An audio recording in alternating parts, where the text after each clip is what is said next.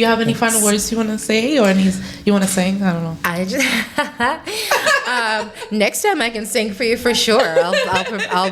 I'll bring Jake and we'll do a whole song. Oh, we'll do some songs. That'll be fun for the album release. Yes, definitely. We'll do an album release party. It's a promise. Let's do it by December.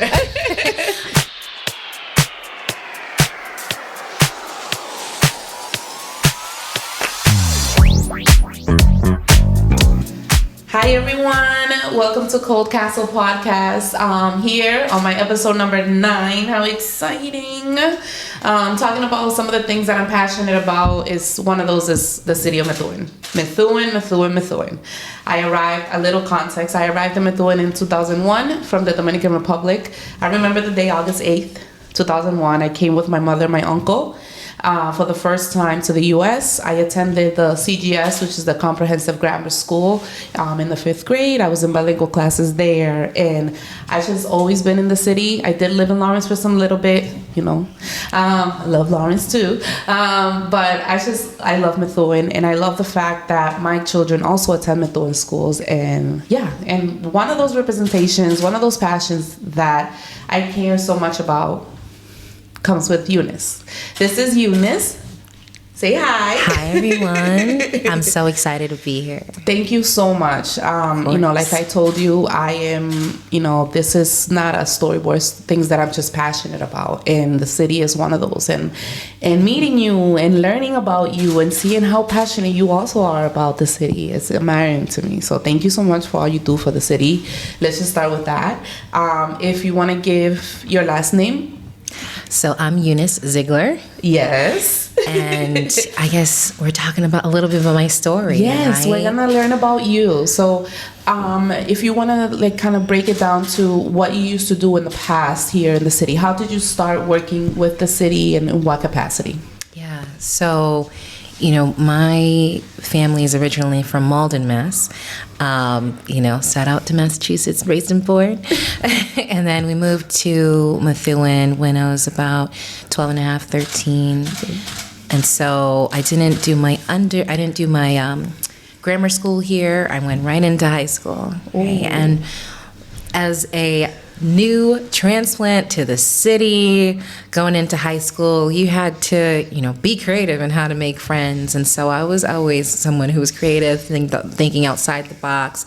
And I just really fell in love with the community and really started to build connections and just joined every single after-school club I could. I was in drama club, I was in track, I was in peer leaders, adopt a grandparent, key club, you name it. I just always found ways to get involved.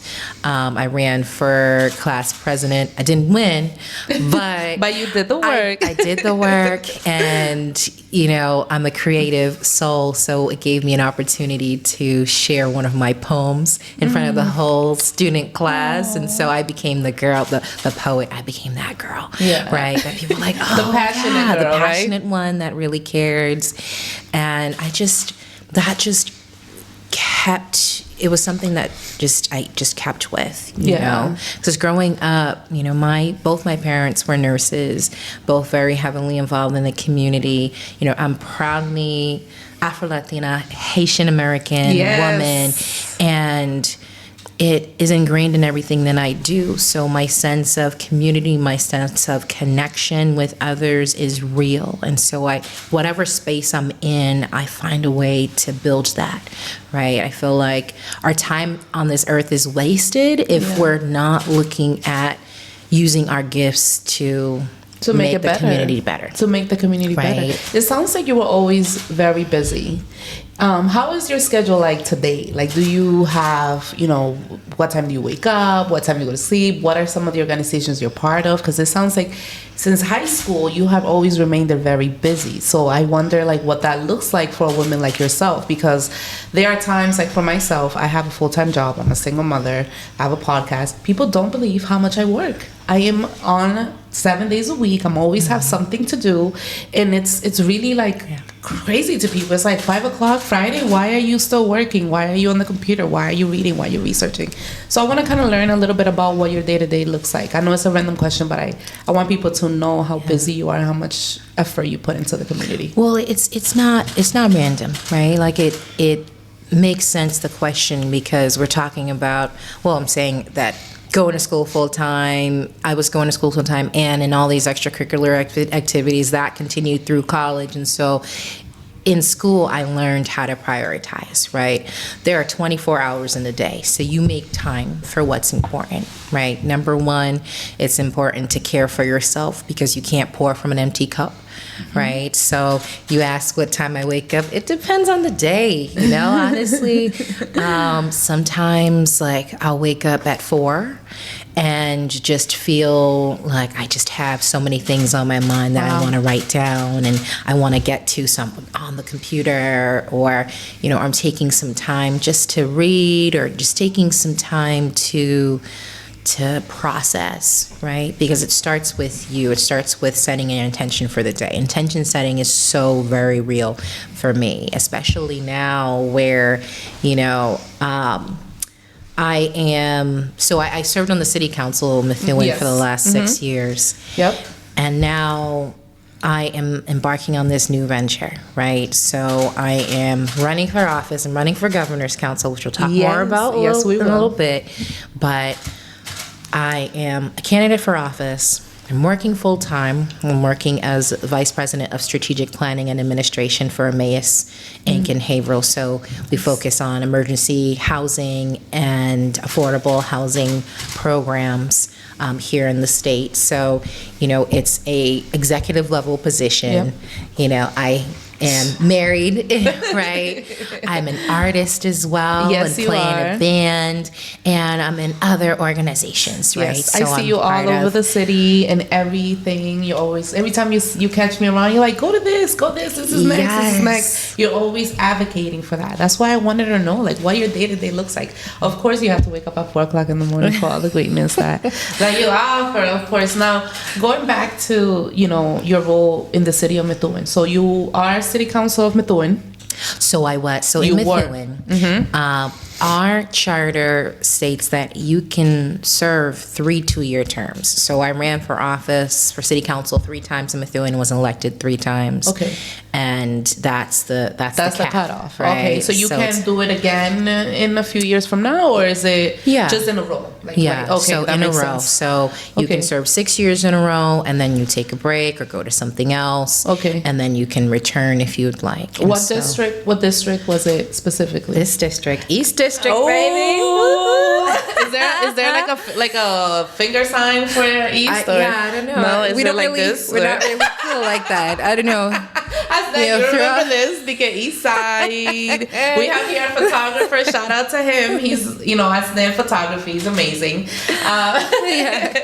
So in your role as a city council, what is something that you initiated and executed, and like kind of give me a highlight of those 6 years? Yeah. So I first decided to run in 2017, and when I decided to run, there were a lot of people who were scared, right? And who thought that I wouldn't be successful, because when I put my hat in the ring, as you say, there had never been a person of color serving on the city council. So people thought that Methuen wasn't ready, that because of what I look like, that I wouldn't be accepted as a community leader. And I proved them wrong, because I said to everyone, listen, I don't have to tell everyone that I'm a woman of color. If they have eyes, they can see. That I'm a woman of color. I walk into spaces with my truth, and my truth is that I was the most qualified, still am the most qualified, and the most prepared to do the work, right? And so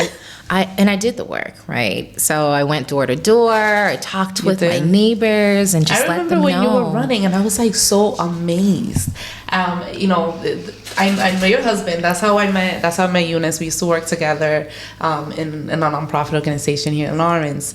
And I remember telling him, like, your wife is such a force. I see her everywhere. She's not afraid to speak up. She goes to all these places. Like, I've always admired you. I am so proud of you. And this new role that you're going for, I know for a fact you're gonna get it, and I'm gonna help you get there. I promise. All right. Let's do it. Now, with the role of the city council, the governor's council, my apologies. What are some responsibilities that come with that? Because that, to me, is I don't know much about politics. Oh, yeah. I got a little bit. I will. Let me finish answering your first question, though, as to what I initiated, because I realized we kind of got excited. Yeah, but, we did. So I got elected, and then within my first year, I started the Economic Development Committee of the city council. Okay. And then later in that year, we started Methuen Day. Right. So Methuen Day, we just celebrated our 7th year. This event did not exist until I pushed for it and gathered volunteers to say our city needs an opportunity to get together, to celebrate everything that's beautiful within this community, to see the rich diversity, to see the arts, to elevate our small businesses. And it's grown every single year. That first year, it was rainy, it was cold. We had just about 1,000 people come out. There were 30 vendors. This past Saturday, we celebrated. There were over 6,000 people that came through. We had 85 regular small business vendors, 12 food trucks, all local entertainment. This is something that I can say that I brought to the community. That you brought to the community. And that's going to continue. I had no idea that you initiated that in our city. Yeah. Congratulations. Thank you. I always go to that. I didn't go this year. I'm sorry. Oh, it's okay. But I go every year. I did miss out. I love the food trucks. That's what I don't even. I'm like, let's go get some food. But it's always fun. You have activities for kids. There's live music. There's ice cream. I remember one year you guys had like a trophy. Was it the Celtics trophy or some? Oh no, the Bruins. We had the Patriots. The Patriots trophy, and it was. It was great. I have a picture there with my kids. Yeah, people got to take pictures with it. We have characters, a community art corner. It's such a well-organized event, and it's something that is going to live on in here in the city. So congratulations. Yeah. Wow, I had no idea. Yeah, and that's what I brought to the kids. And also, I tried to open up the door a little bit more for community members to know that your community leaders work for you. Yeah. Your community leaders need to be accessible and that your ideas matter. So, I was constantly looking at ways for us to be more accessible. So another thing that I did was, before I left, I made sure that we had a digital law library accessible on our website. What that is when I got on the council and I wanted to research what we passed for laws since the council became a body in the early 90s, those pieces of law were in a binder in the city council office, and you had to work with the city council clerk to go through the binders and find that information. It wasn't readily accessible, right? And so before I left, now you can go on the city council webpage, you can go to the law library, you can type in a search word, and it will bring up every single piece of legislation that the city council passed relative to whatever subject you're looking at. That is amazing. Not only is it transparent for the community, but it makes our city councilors even better because they're able to access that information right away as well as they're creating new laws. Right, and so congratulations. That is amazing to bring that initiative into the city. You see, it's so important for you to have these conversations with people so that they know everything that you've done, and hopefully our listeners can really learn from you and take this from you. And ask your community leaders, what are you doing for me? I'm sorry, I don't know. I have a superstar in here. I am like, we're with a famous person here. Like, you're amazing. Congratulations. Thank you. So now to the city. The governor's counselor. Sorry. What are some of the responsibilities that you will hold in that position? So governor's counselor is such a impactful and powerful position that many people don't know about. They are the body that approves judges, they approve parole board members, and they are the hearing board for pardons and commutations of jail sentences. And so when we're talking about pardons and commutations, we're talking about this tool in our judicial system that allows folks who have been incarcerated to have a second chance, to have the slate wiped clean for the rest of their sentence so they can reintegrate into society and they can, make the best of the rest of their lives, right? And so we we know that the judicial system here in Massachusetts disproportionately affects Black and brown communities, right? And in studies are showing that even more so Latinos in Massachusetts are seeing higher rates of incarceration. So it's important. Who sits on our benches. Who sits on our right? benches. And the Governor's Council has the power to say yes or no. They're the only legislative body that can veto an appointment of the governor. So if the Governor's Council says, no, we do not want this judge to sit on this bench because they will not best represent the community, or they can't be impartial, or they're unethical, or whatever the reason is, if it's a no for them, then it's a no. Wow, It's a no, period. And so, and we get to vote for that. And that's so impactful. And when can we vote for that? We vote for that. We can start voting now. So if how can we vote? Yes. If you requested a ballot in the mail, ballots actually started hitting doors today. Which is wild. So ballots started hitting doors today. Early voting starts on October 19th. Okay. It'll run through November 1st, and election day is November 5th. Right? That big election that we've been hearing about. You know, there are a couple of candidates at the top for president, but I'll be on that ballot too. Yes. Can you tell them your full name? My full name is Eunice D Zeigler. Delise is my maiden name, now my middle name. So I'll be on the ballot. And on the ballot, one of the things that I'll be advocating for, if I earn your vote and we're able to be elected to the Governor's Council, is the way that this position shows up on the ballot. So it shows up as counselor with two L's, because it's the old English spelling. It doesn't say Governor's Council. So if you're looking for Governor's Council or Governor's Counselor, you won't find it. It will say counselor with two L's. And so that's another thing that's a little confusing that I want to change, so that it just all makes sense. It all makes sense. I can't wait for you to take that role so you can make life easier. It's all about common sense. It is all about common sense. But what's tough about common sense is not everyone has the same level of common sense, right? I know. So it's aggravating. we have to really be specific about our intentions and what we're doing. And so, I want to make sure that it's more accessible to everyone so that they can get Thank you so much for sharing that. Definitely go out and vote November 5th. If you are is it too late already now? So today is October 8th. Do you still have time to request a mail-in ballot? You still have time to request a mail-in ballot. The deadline is October 26th. You also have time to register to vote as well. If you haven't registered to vote, you can register to vote online. It is easy. I'm gonna put a link on the description so that people can register to vote as well. Yes, definitely. And on my webpage, eunicezeigler.com, I have a whole vote page that goes through. It has links to how to register to vote, links to finding information from your city or town clerks on where they're voting for early voting, if that's easiest for you.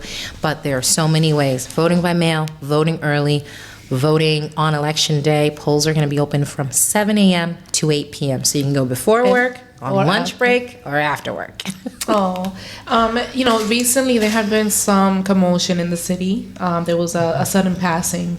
Do you want to give any words to the family for Mayor Perry? Yeah. So that passing really hit me hard, because Mayor Perry was a friend. He was a person who I met several years ago when I was a city councilor, and he lived right around the corner from me, a couple blocks down. And he was always so encouraging of me. Just said, I really like the work you're doing. Just know I'm going to be running for office, and he was just always supportive. And so I was so grateful to been able to not only know him as a friend, but to serve with him and to see the behind the scenes, right? Like, he wasn't just your run-of-the-mill politician. He really cared. He was a community leader. He took the time to truly look at ways to bring value to the community, right? He cared so much. Like, he grew up here. You know, he grew up here. He raised his family here, owned a home here. So the decisions that the community made, you know, it's not they like were impacting him as well. they impacted him as well, right? It's not like he was far removed. He was in it. And I don't think people really saw the breadth and the depth of the heart and the work that he did. And so he's definitely going to be missed. Our condolences are with his families and his loved ones. It's too unfortunate. Yeah. We did have a moment of silence for him on Saturday. And, you know, we laid him to rest last Monday, and it just feels unreal. It was hard. I still get emotional thinking about it, because I just felt like it was important for me to bring it up. You know, it's just so much going on, the elections and his passing in the city, you know, and just, you know, maybe you want to give some words to the community to cheer them up a little bit, because it did hit the community and everyone's a little like, what's going on? What's going to happen? You know, I would say that though he is not physically here, his spirit and his legacy is still here.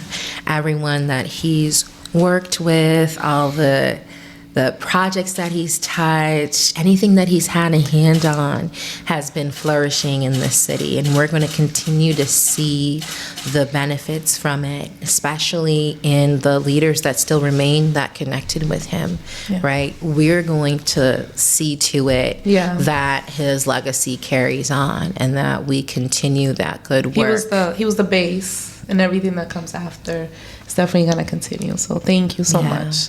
And to finalize this interview, there's something about you that a lot of people don't know, but a lot of people do know. So it's like, I don't know. So do you want to talk a little bit about your artistic side and, you know, like when you get creative and you sing and all of that? You want to give us a little bit? Are you in a band still? Or yes. What's the name of your band? Troubadour Soul. Ooh. And so, part of what sets me apart as a community leader is that I'm a creative, is that I'm an artist, right? I'm a vocal artist, I'm a singer-songwriter. And so for me, art is such a powerful outlet that allows you to connect, inspire, and encourage others, or just sometimes just encourage yourself, right? A lot of the music that I write really goes towards encouraging folks to look at the power within and to just reflect on, you know, what we've been through and understand that we've got it, right? Like there's an inner strength and a beauty within us, and that we are wonderfully made with intention, and we each have innate gifts that we owe it to ourselves and we owe it to the world to put out there. And so I've been able to really connect with people through my art as well, and look for ways to bring people together around art, right? So we did that through Methuen Day. We continue to do that through Methuen Day. We continue to do that through music. Like during the pandemic, you know, my husband and I, we, like everybody, were on lockdown. Like we weren't going out to see family. We weren't going out to concerts and things like that. So we were just writing music and just putting it on not YouTube, but on Facebook. We were just releasing like, okay, and this week it's this video. And so people were like looking forward to our little virtual concerts that we would put out there. And so, you know, we're looking to put together an album of all the songs that we've written and release it later in the fall. So I'll keep you posted on that. Right. I'm putting it out there because Jake needs to come here too. Yes. And come talk about the music with me. Yes, for sure. You know, because we have to put that intention out there. So you all will hold me accountable. If it's, you know, December, you're like, Eunice, where's that album? Where is that album? Then, it's okay. We'll let it slide. If it's December, still fall. December still fall until the 20th. December 20th, okay? Yeah. I'm going to hold you to that. Yeah, so that's something so that when we're is your next working show? on. Do you have a show coming up soon, or? So we don't. We actually just played a show last week. Okay. We played the Hawk International Healing Breakfast. Okay. So that was a breakfast to highlight and uplift domestic violence awareness, because October is Domestic Violence Awareness Month. It is. Okay. So that was just so powerful for us to be there, and we sang 2 songs. One song called "Save Me" and the other song called "Conquer," and it was so fitting with the theme. with the theme of the event. You know, talking about "Save Me" talked about how it's not a weakness to ask for help. It's actually a strength and self-awareness. And "Conqueror" talks about us being powerful warriors, and that this season is, you know, maybe challenging, but it's not the end for us. It's not the end. And so you can get through anything. You really can. Through anything and everything. 100%. You just got to put your mind to it. Our mental energy impacts every facet of our life. If you tell yourself you can't do something, then they create situations and create barriers for yourself that make it difficult for you to do something. But if you truly give yourself grace and allow yourself to believe that you can do something, it may not be in the timeline that you set out, but you'll be able to. You'll be able to. Yeah, you'll find ways. You'll find ways. Yeah. 100%. Well, thank you so much. This conversation was amazing. I think we all got to know you a little bit better, learn about your initiatives. We wish you the best of luck November 5th. November 5th, vote for Eunice Zeigler. Well, what is it? Eunice D Zeigler. All right. For governor's counselors, on the ballot, it will only say counselors, correct? It will say counselor, yes. Yeah, counselor. All right. Well, thank you so much, Eunice. Do you have any final words you want to say or any?